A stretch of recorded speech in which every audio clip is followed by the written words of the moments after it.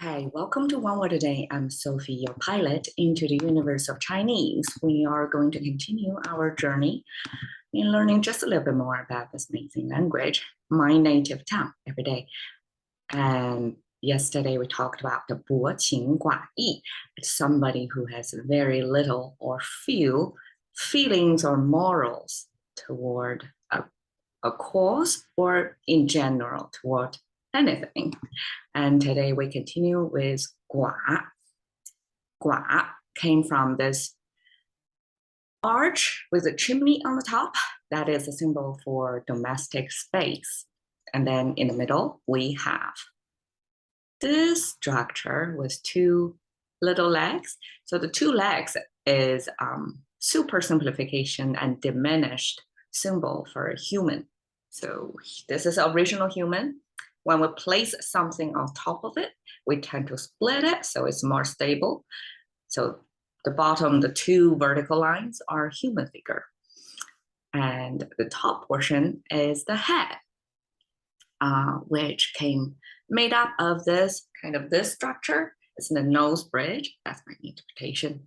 And then the two horizontal lines are nostrils. And then this is you can regard it as the jawline or the whole sphere, the border of the face. And so this is a zoom up view of the face on top of the whole human figure, right? So it's not proportional. And that's the way for Chinese language creators to signify, okay, so that blown up view of something is what they want to point their meaning to. So in this case, is the head. So the whole thing, the head portion and the two tiny little human body, two legs, almost like, that's our head symbol. And the bottom here, okay, let's look at this figure. So that's our knife thing symbol, and you can see it's kind of like an S curve with one diagonal line, and the whole thing is knife, and then you can see it as kind of edge, kind of like a knife with a handle. Okay, imagine the chopping board, the knife on the chopping board, right? So we have a handle, and then you have two sides, right? One side is the sharp side. So you can imagine that as our just visual representation of knife. And we have a knife, and then we have this two pretty distanced two lines, symmetrical lines. That's the result of something you in one piece, and then you cut it into two. So the whole thing, the knife plus this symbol means cut, separation.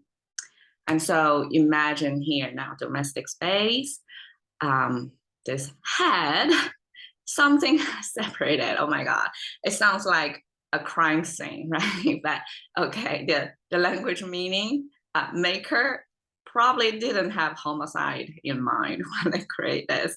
It doesn't mean you separate the head from the body, okay, in a household. No, it actually means a separation from your loved one. And so now this head, which is a representation of a person who is big-headed. So probably that's a big blow. I mean, most likely it's a big blow for that person. And, separated from loved one, most likely it's passed away, or, well, yes, passed away is a permanent separation, right? And temporary could be, somebody committed a crime and then was dispatched into a faraway land, and that's the ancient punishment to separate you from your family too far away. So that's another separation, but that could be temporary. At least you have the illusion that one day you can get reunited. But here, the separation is most likely permanent. So that's a very, very sad situation, and that person could feel big-headed because a lot of emotions to be processed. And the whole symbol within a household, there's separation, and then this big-headed person sitting alone in there. So this alone, the result of this separation of this person, big-headed, emotional, probably still processing. So that's the our pretty worthy way to say it's single or left alone. So ancient character for widowed, it could be husband or wife, widowed. And interestingly, ancient rulers would like to use this word as if they're widowed, but actually in truth, they often say 寡人. 人 is just a human figure, right? 寡 is this word. 寡人, they often self-refer to that, even if they may have a palace full of wives for them, or wives with different ranks, probably different functions. I don't know, mostly to bearing the seed for the future, right? Even if that, they would refer them as a widowed man, as a single man, the biggest bachelor of the nation. But okay, they refer themselves to that because nobody is a true match to them, because they rule everybody. They are on top of everybody. They don't have an equal partner, so to speak. So for them, psychologically, they feel they are widowed or they are so single, no match. Okay, anyways, 不 is a negation. And again, the bird flying toward the sky, refusing to come down, saying no to the ground. That's my long time story about how to interpret this 不, this negation. Okay, 敌众. Okay, did I pronounce the whole thing? 寡不敌众. 敌, okay, come from, you can view it as, we can split it into 4 parts. Okay, so this complicated part is a visual, according to somebody, is a visual representation of flower, the whole flower structure. So this is the, gosh, I need to sharpen my flower anatomy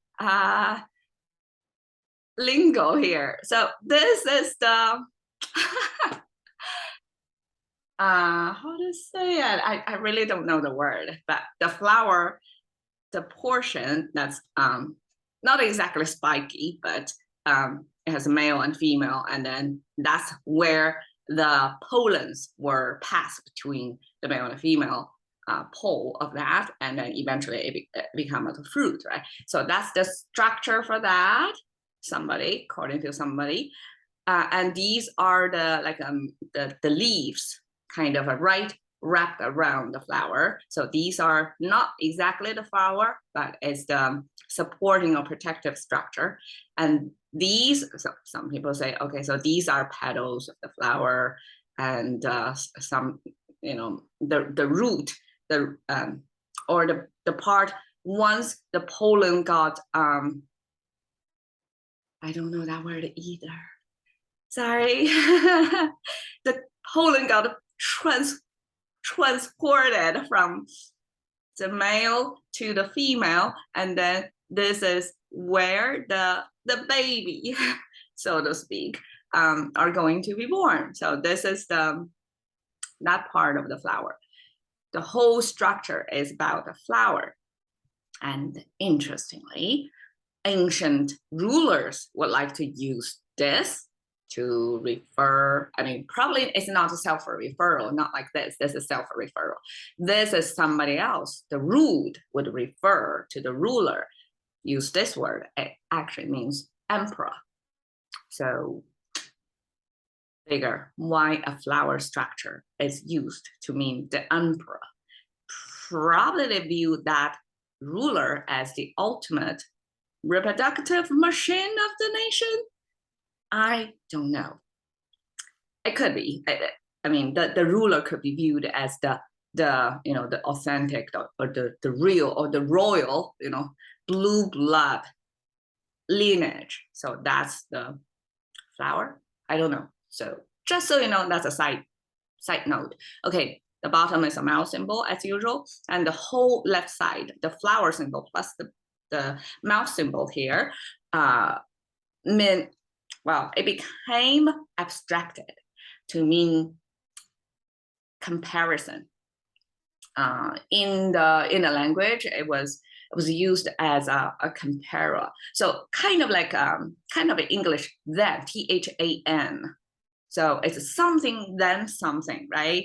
So it's a comparison between two entities. So the whole left side is comparison, and the right side has this hand symbol, 3-finger hand symbol, right? And have this vertical line plus horizontal line, and that is the ancient simplest structure was used to forecast the future. So it was a tool to try to calculate, try to make sense of something of the future.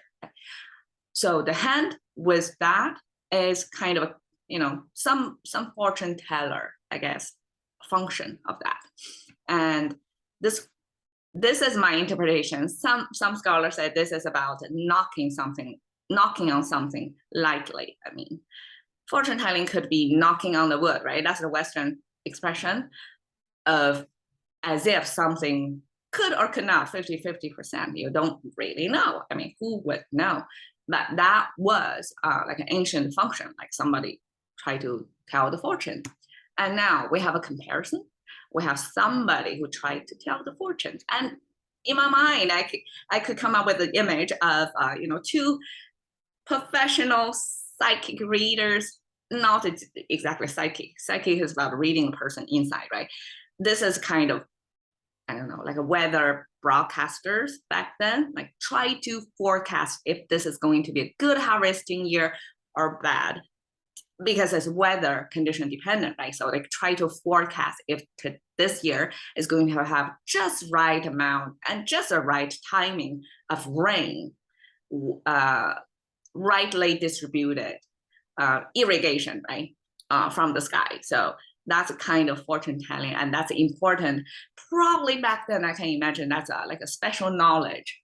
And if you have that talent, and if your accuracy rate was high, right, that was a very valued specialist, expert. And we can see back then, like people may come up with different theories, or they may interpret different signs from the sky, I guess, try to weather broadcast differently, came up with different conclusions, right? And then this is kind of comparison, especially like with the mouse symbol there. It's about speaking, I was talking about how to interpret things, right? So there are comparison of this fortune teller or weather broadcaster or weather predictor, right? Not broadcaster, predictor. So comparison of them, that is the concept of combat. How? Because the specialist better one and two, another one, or maybe multiple ones, they are all predicting, they're all forecasting about the future, and they better come up with something that make the decision maker, I don't know, decision maker back then is the ruler, right? Or it could be the Department of Agriculture, if they had back then. So somebody had to make the decision whether they should, how they should conduct their farming activity for that year, right? So this could be, a decision-making time, and these different theories or forecasting results are going to be compared. It's like a market of forecasting, right? And then the decision maker better to pick the right ones to rely on. So that was kind of concept of evaluation of different thoughts together, right? And this evaluation of different thoughts, comparing eventually means combat. My understanding of this kind of logical jump is for one theory and another theory, or different experts, right? To be compared, they better be kind of equally trustworthy, like their theory or their previous past track record, like kind of equal, so that the decision maker had to compare them and consider both of them. Like both of them are worthy to be considered. So in that sense, if there is a combat concept there, that means this opposing theories or opposing forces, they are kind of comparable, kind of on a similar scale that's comparable, that the result of either one can be uncertain. Like you don't exactly know which one is better than the other one. So the results are going to be seen. So that's the concept of combat. If this is a very unequal situation, you don't even have that combat because it's overwhelmingly one side outpower the other one. But this D means actually there is a certain match. There's a certain similar quality, so that the result of the battle or the war is hard to tell. It's yet to be seen, right? So that's this concept of combat. There's a matching, quality. So, okay, too worthy today. Crowd. Okay, crowd is simple. It's just the sun symbol. I mean, this looks like an eye symbol. It could be an eye symbol because, okay, if it's a sun symbol, it's a one horizontal line, and that's the sun. Because according to some scholar, these are human figures, kind of stylized human figures. Like the head is tilted one side, kind of submissive, I guess. People who buy into your rule or buy into your theory or your economic system, like they are part of the organization or society. So 3 of them, it's a lot, right? A lot of repetition. So if it's 3 of them, that means multiple people is a crowd. So in contemporary simplified Chinese, we just have 3 figures, and you can see we kind of stack up one on top because that's visually more stable. I mean, more economical in spatial sense as well, rather than like writing the same thing horizontally 1 by 1 3 times, right? But originally here, I now view this as a eye watching. So it's kind of, you can imagine as a kind of slavery back then, like people working in a farm and some supervisor have better look at them, like everybody perform as expected. So that's kind of watching, like a 3-person being watched instead of like 3-person working under the sun, because under the sun is 1 horizontal line. That's the sun symbol. This is more like the eyeball symbol. Okay, so putting together finally, few or singular or the left behind. I mean, eventually that gua is whittled, is a status. The emotional state of that, how you feel about being the one left behind by loved ones, was not emphasized here. Here is just a status of being whittled, being single in this case. So eventually that means a few. It may not be necessarily be just one. It just means not that many. It's one in the domestic house left behind, right?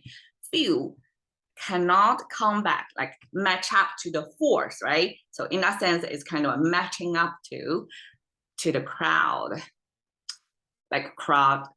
Like if it's a military combative situation, it will be a crowd. Organized force. So you can see this is kind of like an organized force, right? 寡不敌众 simply means you're outnumbered, so outnumbered by the enemy that there's no way, just by your own talent or force, that you can win the situation. And I find Boromir's death is a perfect illustration to this Chinese character, this phrase, that even if he is a great warrior, but there were just too many enemies around, and eventually he was taken down, and there was just no way, because he is, after all, like a warrior. After all, he is a human. He was not a superhuman that can kind of singularly emit like a that what's it way, like a single-handedly blast a fireball or some shock wave, supernatural power thing. he is human, and so when he's outnumbered, chances are like he won't make it. So that's our concept of 寡不敌众. Cash into the currency of thinking by One Word a Day with Sophie. See you another day.